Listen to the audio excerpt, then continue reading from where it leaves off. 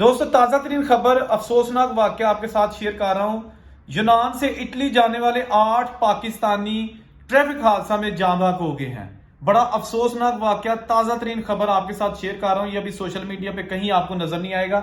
8 پاکستانی جو کہ یونان سے البانیہ کے راستے اٹلی جانے کے لیے سفر پر جا رہے تھے، اور وہ جو گاڑی تھی اس کو حادثہ پیش آ گیا تیز رفتاری کے باعث سے، یا کہا جا رہا ہے کہ شاید ڈرائیور نشے میں تھا، تو وہ جناب گاڑی جو ہے نا وہ الٹ گئی، اور اس میں 8 پاکستانی تھے، جن میں سے ایک کی شناخت ہوئی ہے شرجیل، اور اس کا تعلق حافظ آباد سے ہے۔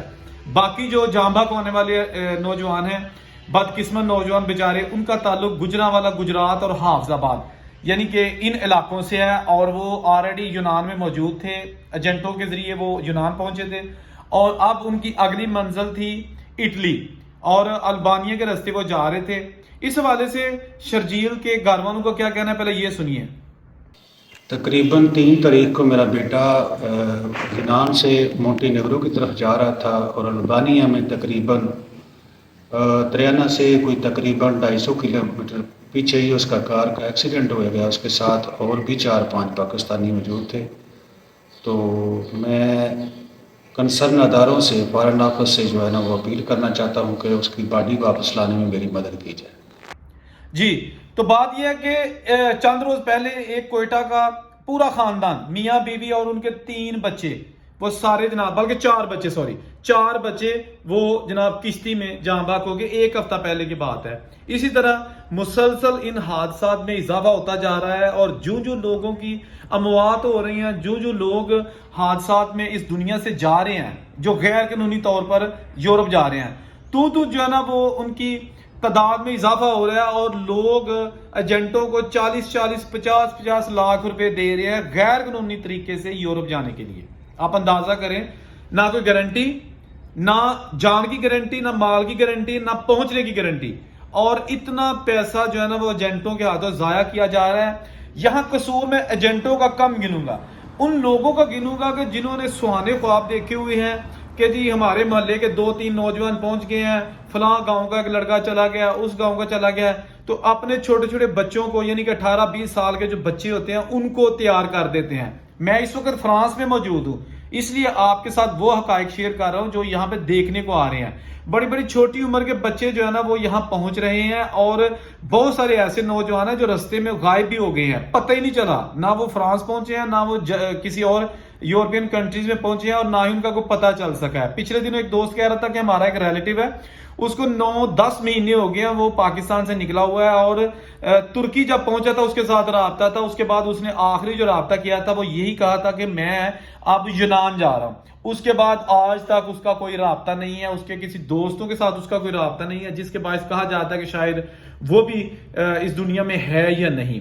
میری بات سنیں دوستو، بات پتہ کیا ہے، زندگی ایک بار ملنی ہے، وہ خواب یورپ آ کے گزار لیں یا پاکستان میں رہ کے گزار لیں، لیکن کم از کم اس کو گزار لیں۔ اللہ کی دی ہوئی نعمت ہے، یہ خودکشی کے مترادف ہے کہ اپنی جان کے دشمن بن جانا۔